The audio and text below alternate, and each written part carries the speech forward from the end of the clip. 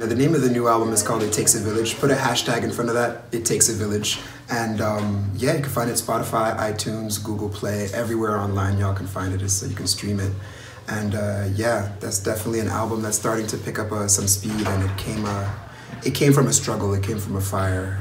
My story pretty much is that 3 years ago, I had an abscess in my brain and I had a brain surgery. And so from there, I'm very lucky. I actually got operated on not too far away from here because I was on tour. And as soon as I got back on my feet, I started creating this album, and I started really getting the visions for this and just, you know, what it takes. And I brought an amazing team together, 2 producers, including my boy keyboard player Anomaly, who's in touring the States right now with his project. And yeah, I'm just happy to be alive and to be able to do this music right now. Okay, and you did one song for us? Yes, I did My Joy, which was pretty much his lead single of the record. I feel the system was just built to break us, despite what we're made to believe. How we have come so far from what that made us. My sanity is what I'm trying to retrieve. Taking all I can, and my soul's getting weary. I refuse to beg for the things you can take from me. I will not let you steal my joy.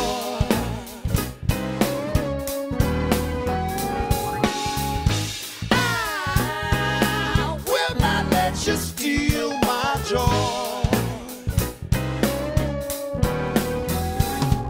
And it's actually about my story, about how I came out of this and just how I won't let anybody steal my joy, you know? It's like when you start dealing with insurance and hospital bills and all that nasty grown-up stuff and whatnot, it's just, you know, I pretty much stood up and was just like, I'm going to live and do what makes me happy. It's sad because it's so, we always need it as humans, we always need a catastrophe, a tragedy to make us realize what's important in life. And yeah, that was mine, but I'm paying it forward. This time, 2018, I think a lot of people are discovering a lot of things, you know, about the world, where their place in it, the importance of art and music. Yep. You know, I mean, what's speaking to you right now, and where do you see your place? Well, that's the thing.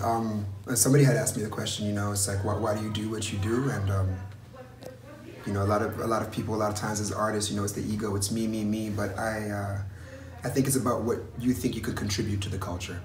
What can you leave behind, even if your body's gone? That what you can leave behind, and I truly believe that I can contribute. And I want to be part of this Black excellence movement. I want to be part of contributing to this culture that is on the front lines of bringing about change and bringing about a certain awakening. And as a first-generation African and parents that are from Senegal, I've always been Latif. I've been blessed to travel. Like every 3 years or so, I'd have the opportunity to go to Senegal and visit Gorée Island and all these different type of places. And I understood how African history mixed with my African-American environment, and just bringing funk music into all of that, and just seeing how, you know, we have a chance to be on the front lines of really affecting serious change right now, and I just want to be part of that. Okay. Fredy, have you 2 questions? Yes, sir. All right, so why funk? What gravitates you to that subgenre of Black music? It's I think it's a music of resistance. It's a music that's very deeply in a lot of its African rhythms. And it's a music that kind of got its heyday in the civil rights era. And I find that we're living in our version, in our time of this civil rights era. So I think there's no better time necessarily to do. I think it's just so appropriate. It's very relevant.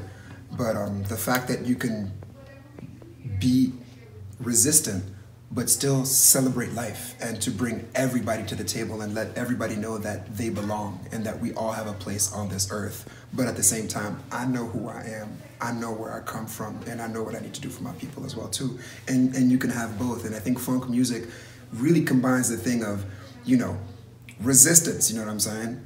and just pro black and all of that with, you know, this line of Family Stone side, which is just, you know, free love and making sure that everybody has a place to exchange and all of that. And I want to be able to combine both of those sides and bring it in. And I think we're living in our modern day civil rights era.